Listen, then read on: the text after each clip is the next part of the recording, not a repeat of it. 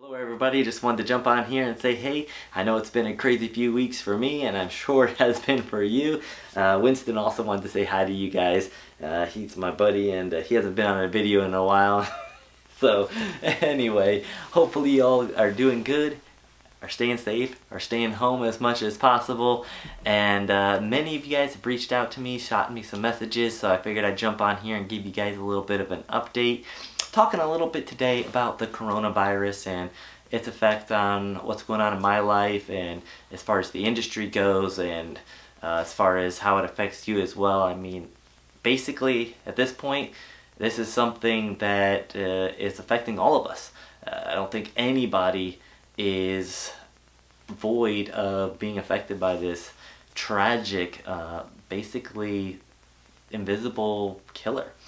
And basically I started learning about the coronavirus several months ago. As many of you guys have watched the channel, you know that I have a lot of Chinese friends because I've instructed for years Chinese students, and because of that I started hearing about it a little bit sooner than other people did, but at the time I didn't know exactly to what extent or how huge it was, or if it was something that was going to spread all across the globe. And obviously we can see that it was not contained just to China, and that it did eventually spread, basically touching I think almost every single country. I know every single state in the United States is now affected by it.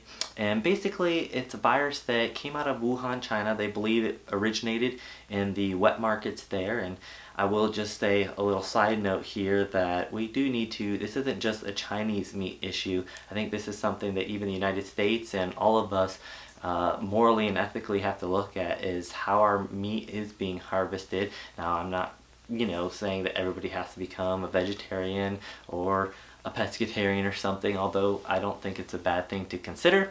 But I think that how we harvest animals and how we ethically treat them is an important element of who we are as people. And I think that these type of things would either be eliminated or greatly reduced if we did keep these type of things in mind.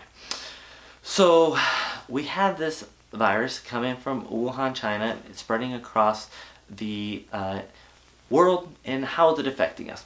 Well, personally right now, I am basically grounded. We are not flying due to an abundance of care and consideration of safety on the part of our ownership. They've chosen not to fly the aircraft. That may be in weeks to come or months to come. I'm not sure exactly when. They will find some essential flights, and we are willing and we're able to fly them. But currently I've just been home. My wife is also just working from home, and we are doing church basically online. I know many of you know that I go to church on a weekly basis, and we've been doing that online. Our Sunday school teachers have been so nice as to also do it online with us, so that has been great. I was scheduled for training. In fact, I was supposed to be in training this week, and that was canceled. I was wanting to kind of go to it, but basically got contacted from the hotel I was going to be staying at that they were closing, the city was going on lockdown, and it just was not a smart thing for us at the time after we talked with our chief pilot and take all the things into consideration.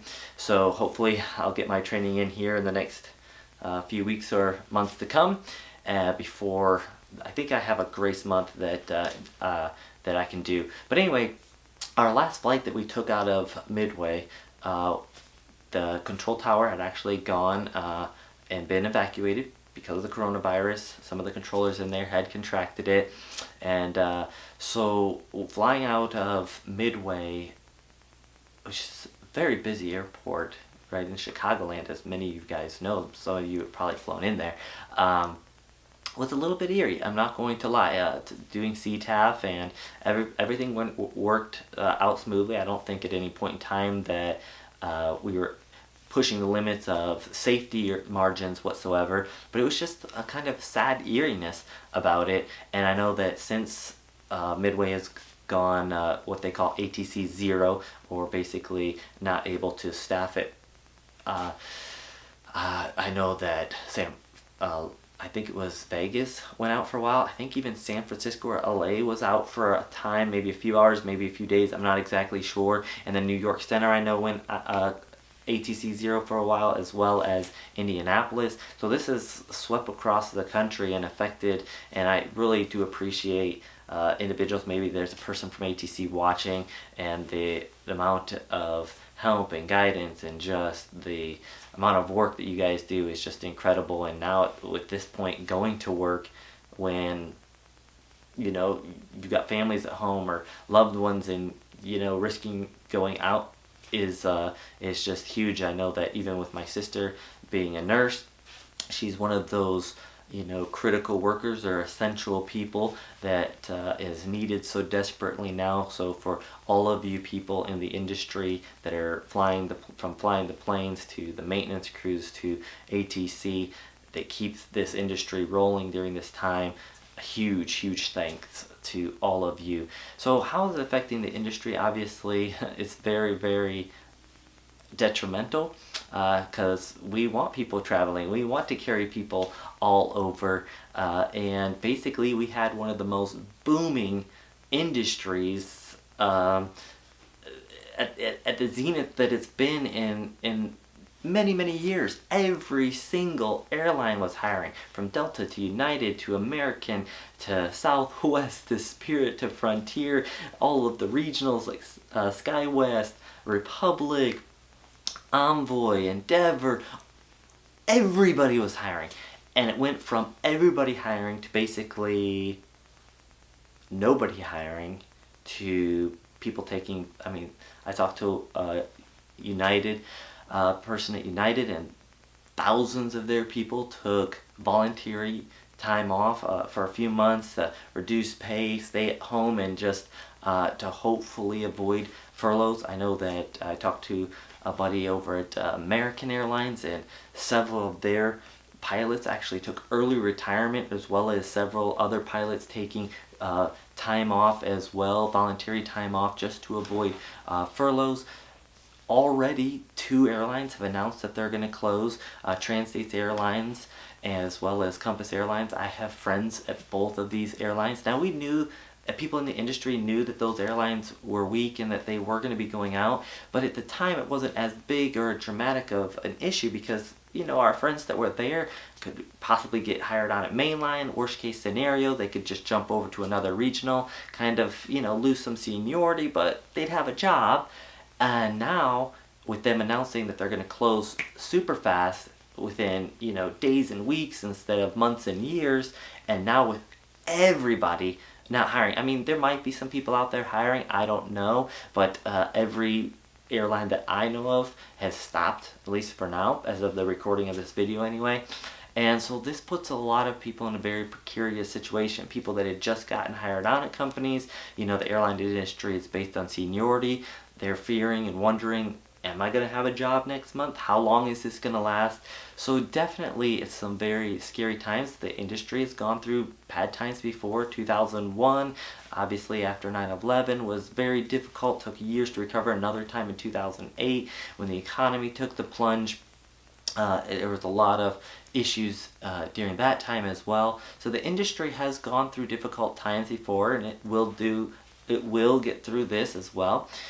For many of us, this is the first time to actually live through it and experience it. We've heard these stories from, other senior captains and pilots talking about these things, talking about furloughs, talking about being worried about, losing their jobs.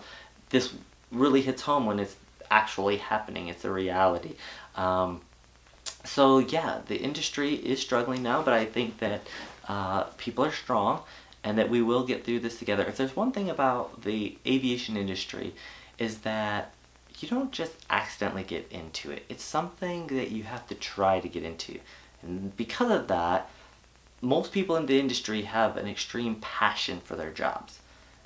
You pick the right job when, during this furlough, a lot of people, I've heard some of my friends even be like, oh, it's kind of nice just to be home for a week or two.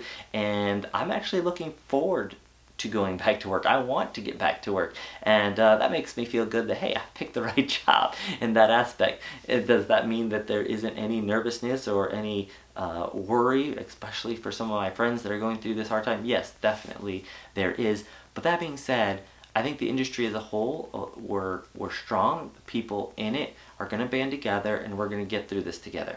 For you that have reached out and said, hey, you know what, I'm just in training, so should I just scrap my plans to get into aviation? Well, that's your personal decision. I don't want to influence you as far as one way or the other than just to give you some of the facts out there. With the industry and the economy, when it gets back to going, okay, the people didn't stop flying because they didn't have the money. They didn't stop flying because they didn't want to go places. They stopped flying because there's a deadly virus out there that can kill them, and because they want to slow the curve, they want to mitigate other people becoming ill, so they've chosen, thankfully, to stay home. Under the ordinance, we want to try to stay home as much as possible, just have essential people flying, and that is good. That being said, I think there's a lot of people out there that want to go flying. In fact, that's one of the things you can do while you're at home, while you're, playing with your Scrabble boards, or you're playing the card games, or you're watching Tiger King on Netflix, or whatever other crazy series is out there. Maybe set the puzzle aside for a little while, or shut the TV off for a little while, get a globe out or some maps of the world out, and scope out your next vacation. So as soon as all these quarantines are over, as soon as we don't have to be cooped up in our homes, we can go take another vacation. But that being said, for you folks that are thinking about doing this for a career, I think the pilot shortage that we were seeing before, I mean, you gotta remember, everybody was hiring before. They were offering $10,000, $20,000, $50,000 signing bonuses for you to come work for their airline just a month ago, okay? And now, nothing, okay? I think it's temporary though. And now with all the people that have chosen to take early retirements, if our flying levels come back to where they were, you're going to see the pilot shortage, be even greater than it was. And I think there's a lot of opportunity for it. That being said, you have to remember, another virus could come, another economic downturn can come, and you have to be willing to realize, hey, am I willing to accept that?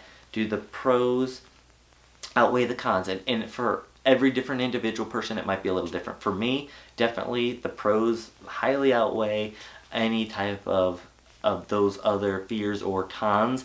And another thing is, don't let fear be your decider. I think that if you have a passion to do this and you have a plan in place to do it, then continue with that. Now, if you're somebody who is just doing it on a whim, or because you thought it would be cool to be a pilot, you might want to reconsider it. Okay? And then, lastly, finishing up, I would just like to tell each one of you, please, please, please, unless you're an essential worker, do practice the social distancing. Please wash your hands as much as possible. And with that of washing of hands, make sure it's for the 20 seconds recommended. Good old soap and water is the best. I know that even before all of this craziness started happening, I would be washing my hands, at the airport, and somebody would come zipping in, they'd splash some water on it, and out they would go, or they'd wash them so quick that, 2 or 3 people had gone by the time I was washing my hands. That's not what we want. We want the full 20 seconds or more to fully get all those germs off. If you don't have access to being able to wash your hands on a regular basis, you can use the hand sanitizer. At least 60% alcohol or greater is what I believe is recommended. You can go on the CDC's website, which I'll link below, that gives you guidance as far as that goes. Also, the social distancing of at least 6 feet apart. If you do have those elderly grandparents or friends that are more apt to be susceptible from perishing or not being able to recover from the coronavirus, please, you want to go visit them, we have technology for that. We have Skype, we have FaceTime, we have texting, we have phones. Just message them. There's ways that you can show your loved ones that you really love them, that you care for them, but you can't be physically with them right now, okay? And Then lastly I'll say, and this might come out a little later on, right now I don't think the CDC is so much saying that we need to do this, but I think it could be a good idea. Don't use the 3M masks that the frontline workers need. Save those for people like my sister and my aunt who are working their tails off there, and they need that protection. Don't steal that from them and cause the supply to be dramatically even increased for that they lack them. Okay, and you deplete their supply. They need those. Okay, but a lot of other places have been creating little homemade masks or cloth masks that can be reused and washed. I don't think the mask will protect you so much from getting the virus, but it will keep you. It's been shown in a lot of studies, and a lot of my friends in Asia are doing it.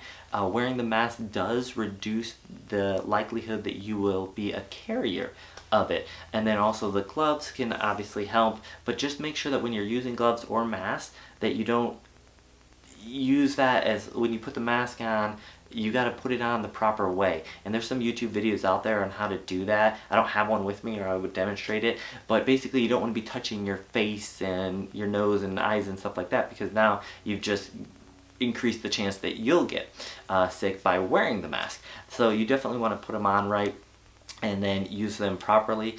But I would definitely recommend, if you have to go out for reasons, doing that. And then just know that we will get through this together, that the economy is going to come back, that the industry as a whole is strong, the people in the industry are very determined and hopeful, and that we will get through this together. Better days are ahead. I think that over the next week or two, things are going to get a little bit worse. It's showing all the data that we're in for a rough couple of weeks, if not even more. And for all those affected, in fact, one of my friends, I just messaged him a few minutes ago before getting on this video, his grandfather just passed away from this virus. This is hitting close to home. People we know are going to die.